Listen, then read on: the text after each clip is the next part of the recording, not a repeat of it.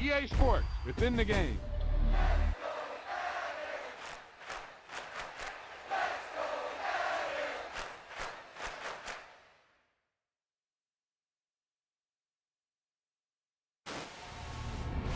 That was the perfect call out there. Once he got the blocks, he made a move. He was headed to the end zone.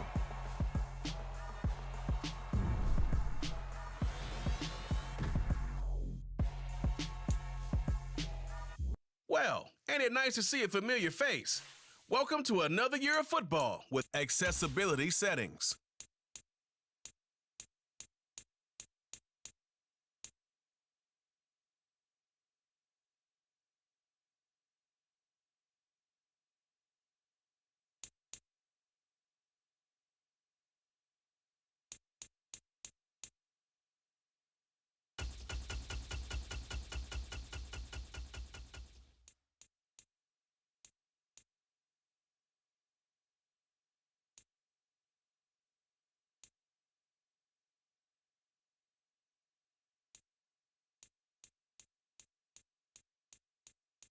Menu narration option is set to off.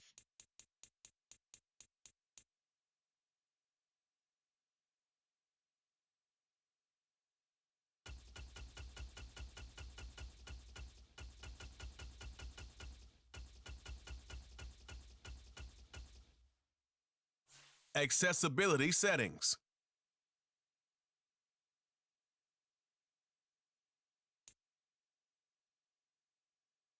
Accessibility settings. Accessibility settings.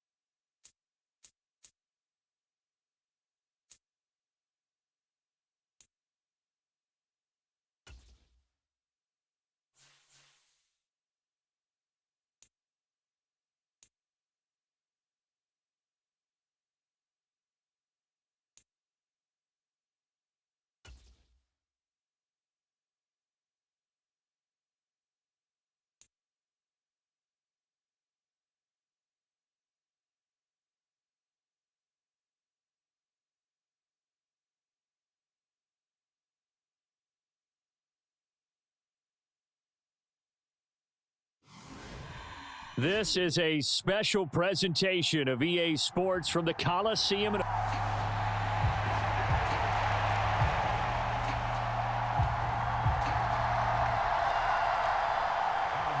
Coliseum back to its original 70s glory. What a scene in the East Bay, and we're underway in the John Madden Legacy game. And he brings us out past the 20 to the 24. So it's the NFC stars who will get the ball first. And, Charles, as we alluded to, we've got a different era of coach on each sideline. So the man coaching this NFC squad, we'll call him Young John Madden, this is a coach who was trying to establish a foothold in the NFL and on the cusp of doing it very successfully. Yeah, you think back to that period, those early days as the coach of the Raiders, the late 60s in the AFL and then in the NFL in the early 70s. Coach was a guy who was ahead of his time. The Raiders were one of the first teams to have mini camps, one of the first to film practice, because he wanted to practice coaching as much as he could. And his teams, they were successful right from the start of his head coaching tenure. And they get him down, but not before he takes it across the 40-yard line. 11 yards there, first down. So as we mentioned at the top, let's take you through the life of John Madden. And, you know, it's very fitting that we're here back in the Bay Area, not just because John's so associated with Raider football, but also because this was where he spent his formative years. Yeah, he grew up over in Daly City with his buddy John Robinson, who would also become an NFL head coach. And he played his high school ball at Jefferson High, eventually wound up playing tackle at the University of Oregon and later Cal Poly San Luis Obispo. Played well enough that in 1958, he was a 21st round draft pick of the Philadelphia Eagles. That's right, the draft had 30 rounds then. Now left side on the swing pass. And he is going to lose yardage here. That one unable to develop, never got going. A loss of a couple, and it's second down. But Charles, you mentioned Coach was a 21st-round draft pick back in 1958. It was the Philadelphia Eagles who selected him. But unfortunately for John, knee problems, they just continued to dog him. He was hurt in his first training camp, actually never saw the field as a player in the NFL. But it was still during his time with the Eagles, you and I were talking about this before going on air, that you could start to see the light bulb going on for what his career path might entail. And it went on in a big way, didn't it? Because while he was rehabbing his knee, he started to spend a lot of time breaking down film with the Eagles, with quarterback Norm Van Brocklin, the future Hall of Famer and future head coach in the NFL. Remember, Van Brocklin coached with the Falcons, he coached with the Vikings. And was there during that time. I think Coach Madden realized his love of football and love for teaching, combining all that together, and that meant being a football coach. So in 1960, began his coaching career at a small college south of San Luis Obispo called Allen Hancock, and then later at San Diego State University under another legendary coach, the guy who could throw it around pretty well, Don Coryell. So, Charles, as mentioned, we've got another Coach Madden over here on the AFC sideline. Of course, his Raiders, members of the AFC West. So this is a conference he battled in for his entire career. And you think about the landscape of the NFL as he was getting into the back half. There he goes, right side. He's at the 40, 20, and all the way down to the 10-yard line. A big play there for the AFC. 63 yards on the ground. Well, that didn't take long. One play, and we're already looking at a first and goal situation. Well, welcome to the party. First carry of the game. How about that? And just think, as far as he's concerned, he's just getting warmed up. And good pressure defensively to stop him for a loss of a couple. Now there's also a flag to go with it.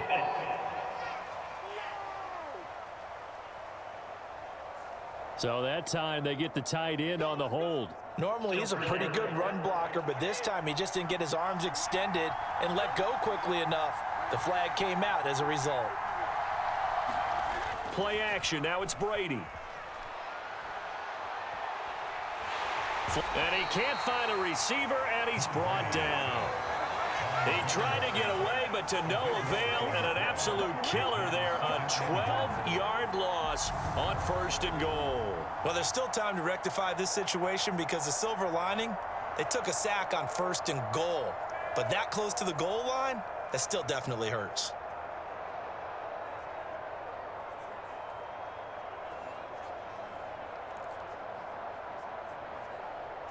First down, a bit of a disaster, and now on second and goal, back even further. Here's Allen. Only a yard there, and that'll bring us to third and goal.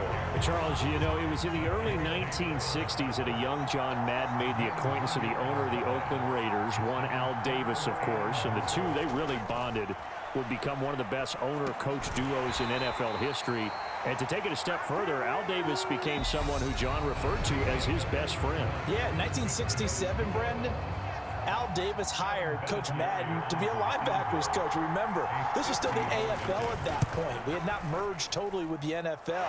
And Coach Madden, he paid dividends almost immediately. Helped the Raiders win the AFL title in 1968. And that meant a date for the Green Bay Packers in what was now known as Super Bowl II. But by 1969, at the age of 32, just 32, Brandon, John Madden assumed the mantle of head coach of the Oakland Raiders. And what a ride he, the Raiders, and the NFL were about to go on. And he'll get it up across the 20 to the 21-yard line.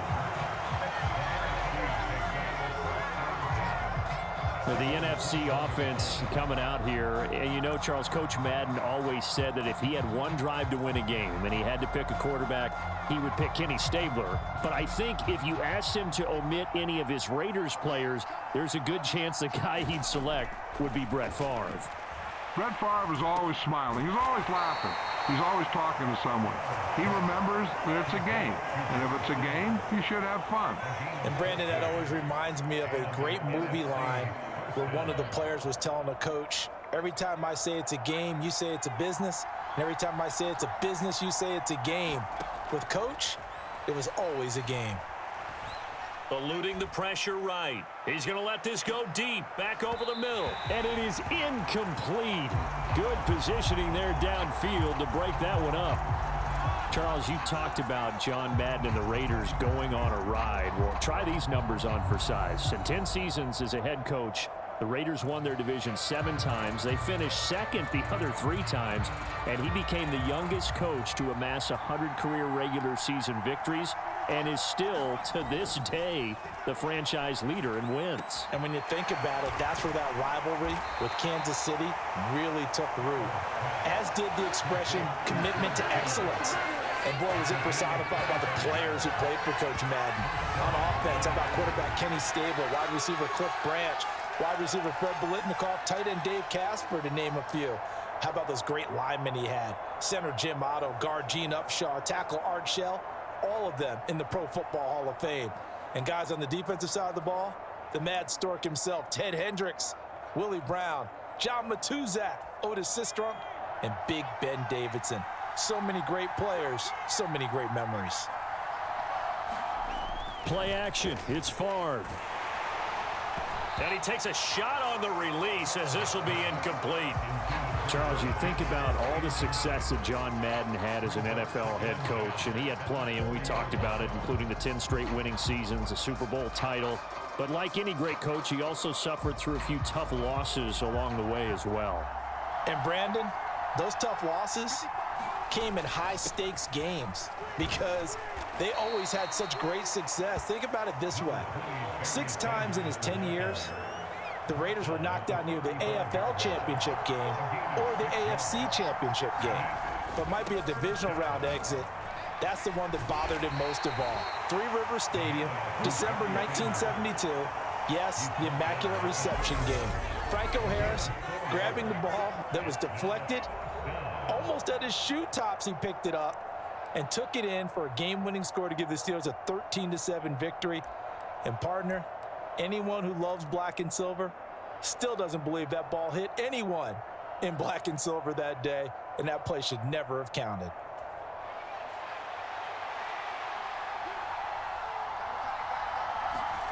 They're going on 4th down. It's Favre. And he's got this down almost to the 20 before he's dropped.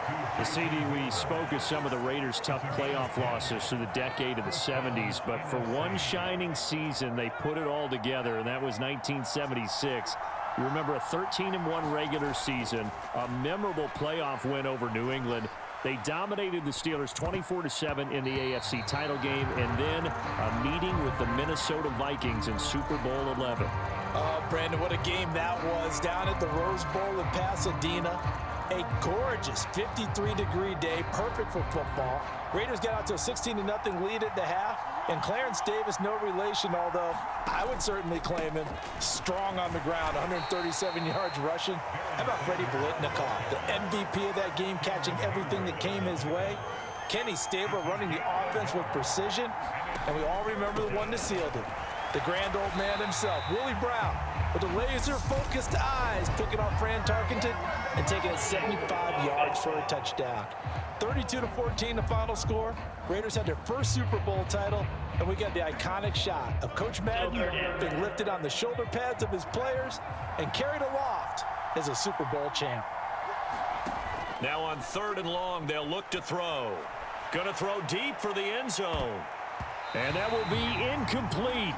Oh, he left that one in a bad spot, but fortunately it's just an incompletion and not picked to bring up 4th down.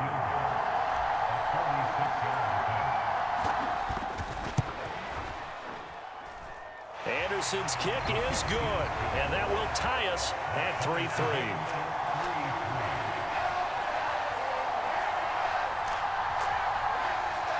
So the field goal there caps what winds up to be an 11-play drive. Well, partner, that's a lot of offense to run there to only get 3 points. So I just wonder, are they going to recycle those plays because they were successful in getting 3? Or do you go to another section of the playbook trying to find ones that get you into the end zone, get you 6? No run back here for Hall, and this will come out to the 25. The AFC making their way out, and it's one of Coach's favorites, another local guy, Tom Brady, who will be at the controls. And boy, Coach always admired the way number 12 could run an offense, and especially his ability to stay calm under pressure. Tom Brady is a guy who's always looking downfield. He never looks at the rush. He hangs in the pocket, and he makes a throw. He's a cool guy. He's a tough guy. Let me tell you, there's no one calmer in the pocket than Tom Brady. And I know that Coach has a great appreciation for Tom Brady, who turned 45 back on August 3rd, because Coach coached a guy like him in George Blanda, who played a long time in the NFL. In this game, it features legends and active players. Tom Brady qualifies as both. 1 yard is the loss. They back up even further to a 3rd and 15. They have 3 tight ends in that formation. That's almost a universal sign that they're planning to run the football.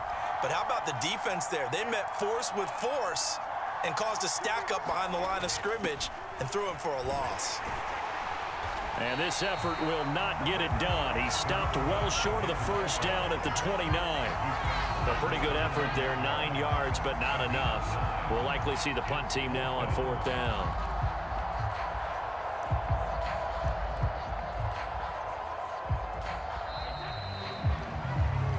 Coming up in the second half, we'll run through John's post-coaching triumphs. But for now, we present a special tribute to the man of the hour, narrated by the Raiders' own Trey Mosley.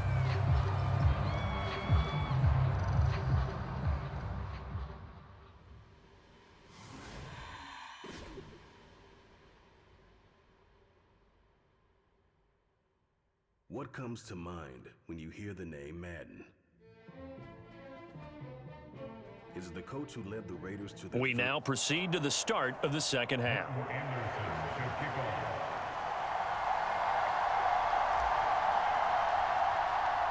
The AFC going to get the football first here as we are back underway from Oakland in the John Madden Legacy game. And Hall not going to bring this one out.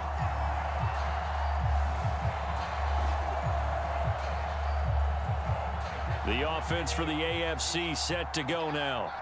Their defense has done the job. Now it's the offense's turn as they've got it 1st and 10. Oh, he can't get away, and Brady will go down. It looks like a 12-yard loss there on the first down sack. Boy, that's tough, Charles. First play of the drive, you're hoping to stay ahead of schedule. You take that huge sack, and now you're facing 2nd and a mile. And the entire time, you were probably thinking the same thing I was. Either get rid of the ball, safely, of course, or go down. The yardage he gave up on that play, that's going to be tough for them to make up. And he is going to lose yardage here. That's a big loss of 3, and it brings up 3rd down. So now, Charles, to pick up the story we've been telling, John Madden at 42, he had just completed a 10-year stint as the coach of the Raiders. He wants to step away a bit from the grind of coaching, but he doesn't want to step away from the game of football. So he ends up signing on with CBS in 1979 to try his hand at broadcasting. And much like his coaching career, he was pretty much an instant success. Partner, he really connected with the people right from the start, and people may not remember, he wasn't even on the #1 team in the beginning. He worked his way up. But the same things that made him a great coach made him a great broadcaster. The ability to show the big picture, yet break it down into the details. That's what he did with his teams. That's what he did with the people.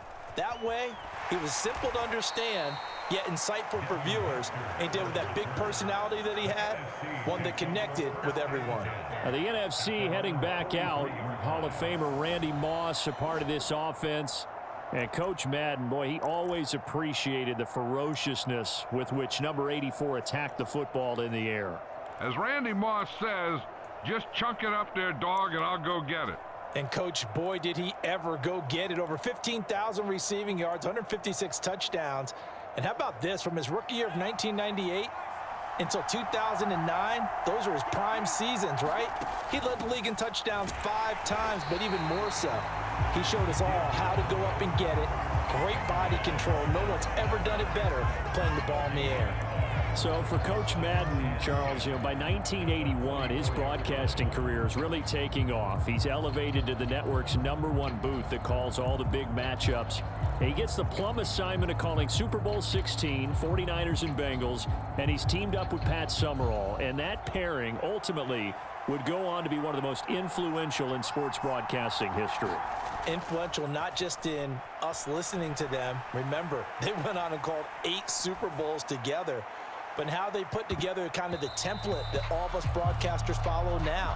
Sitting down with the head coaches and the quarterbacks and the stars of each team before a ball game to get extra information. And the way that those two paired together, Pat Summerall, short, concise, to the point, and turned it over to Coach Madden to fill in all the big details. From the shotgun, it's Favre.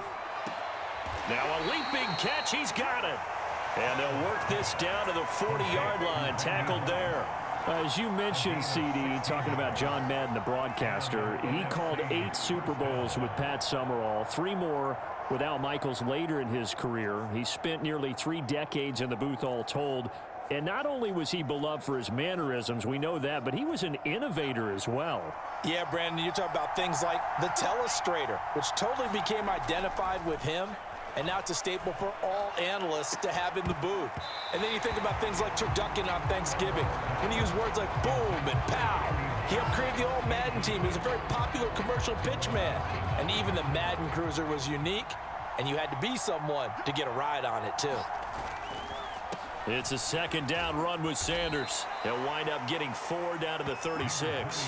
Now, CD, we did get a little ahead of ourselves talking about John Madden, the broadcaster in the 90s and 2000s, because there was another product during that time period that he became quite famous for, and it's something that you and I know a little bit about, and that's the video game that bears his name. Originally John Madden Football when it was first released back in the late 1980s, and now known the world over simply as Madden. And Coach saw this originally as a way to teach the game of football. The early designs were for a 7-on-7 game, but he said no chance. He would not sign off on it. He wanted to be as realistic as possible. He told him, call me when it's 11-on-11. And he got his wish.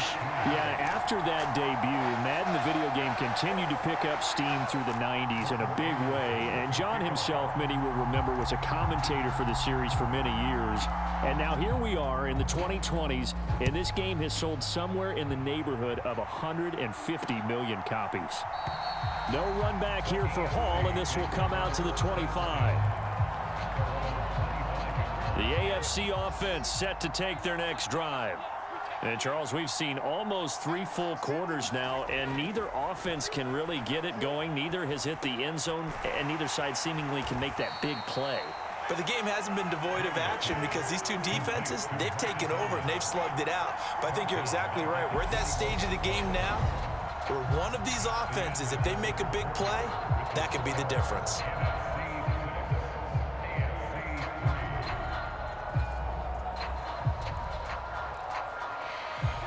Second and 14.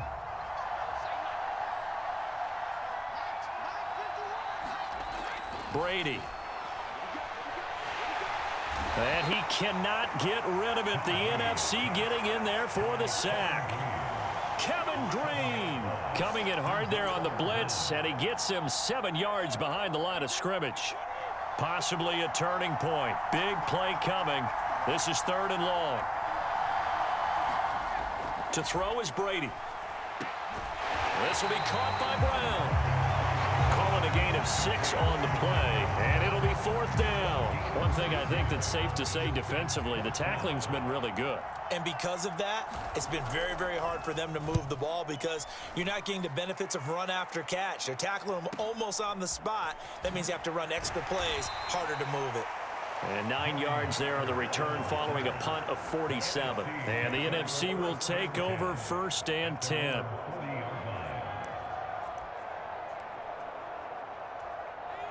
Ready to begin their next drive here, the NFC offense. Their defense got the stop, forced the punt, and now you really start to monitor the clock as they nurse this slim lead.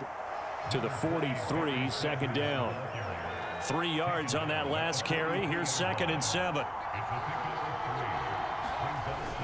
Here comes Sanders on the toss right. And not much there at all. Maybe a yard up to the 43. So, CD, you look at the accumulation of John Madden's achievements in the world of football, the coaching success, the Super Bowl title, the incredible career as a broadcaster with 12 Emmy Awards, Madden the video game. It was very fitting back in 2006 that John Madden got the call to be enshrined into the Pro Football Hall of Fame.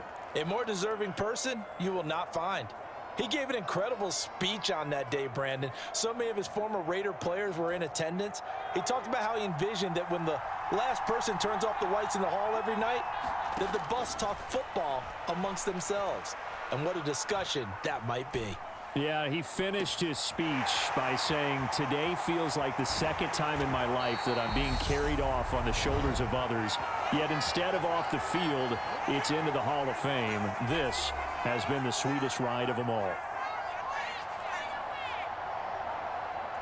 So how about this for field position after the big play? Inside the 15 now as they come up on 1st and 10. That one looks like he'll throw here. And he slings one that's incomplete. We've seen these defenses make enough opportunistic plays to keep this one low scoring. Flying around, making plays on the ball, and we see yet another errant throw as a result.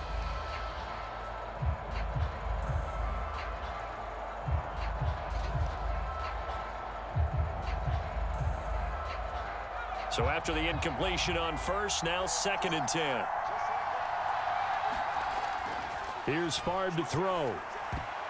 To the end zone, but knocked away and incomplete. Partner, for once in my life, I'll be succinct. In a one-possession game, every single stop like that could be a difference maker.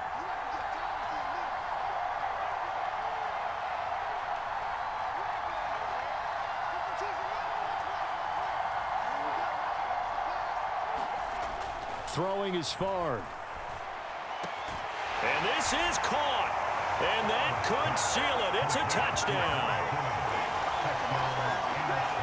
What a huge touchdown that was, obviously, here in the late stages of the 4th quarter as they try to put this one away. And, Brandon, when they watch the film after this week, they'll be very proud of every rep if they close this game out. Just a few snaps remaining. They can't relax just yet. Morton Anderson now for the extra point.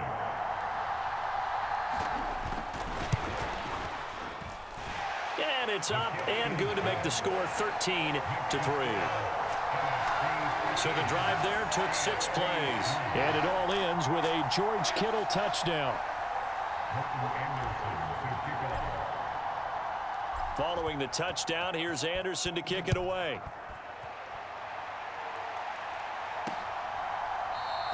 And Hall not going to bring this one out. The offense for the AFC set to go now. These guys definitely hoping for a better showing than their last appearance. They couldn't really even move the football much beyond the shadows of their own goalpost, Charles. We'll see if they can get a better, more sustained drive going here. Yeah, and every team that we ever talk to says the exact same thing. When you start a drive from that deep in your own territory, the goal is a minimum of at least 2 first downs, because even if you have to punt then, you change the field position, right? You flip the field a little bit. They didn't get that done. This time they want to string together a nice drive and help themselves out. And that went a little too high as it's knocked away and incomplete. We've seen that the deep ball's been a part of their game plan all afternoon, but they've had trouble hooking up on it, unable to successfully find the end zone over the top. Now Brady got to have this one. And it's incomplete. They cannot convert, and they turn it over. They had to go for it with such little time remaining. And now, boy, the ball's going to go over on downs here inside the 10-yard line. So this one fairly well in the bag as they take over with a 1st and goal. They'll run with Sanders. And nothing doing. He's immediately taken down at the line of scrimmage. Now the AFC going to use their final timeout of the half as they get the stoppage with just over a minute to go in the game. This, in all probability, another run here on 2nd and 8. Once again with Sanders. They'll get this halfway home from the 8 to the 4 on a gain of 4. His path became similar to almost running a stretch play, didn't it? Trying to find a crease, anywhere to put his foot in the ground and cut back. It just never materialized. And he is going to lose yardage here. A 3-yard loss. 4th down now. That's a really alert defense there because they saw the heavy look come in from the offense, countered it with extra linebackers who brought a little bit of speed and heft, and able to really make a big-time play for their defense. So now one of the biggest kicks of the night is forthcoming. From the left hash, a chip shot here.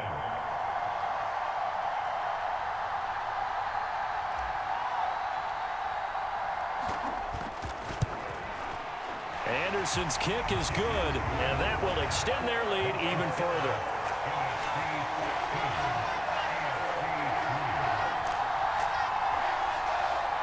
So the starting field position was terrific following the surprising turnover on downs, but the end result, only 3 points.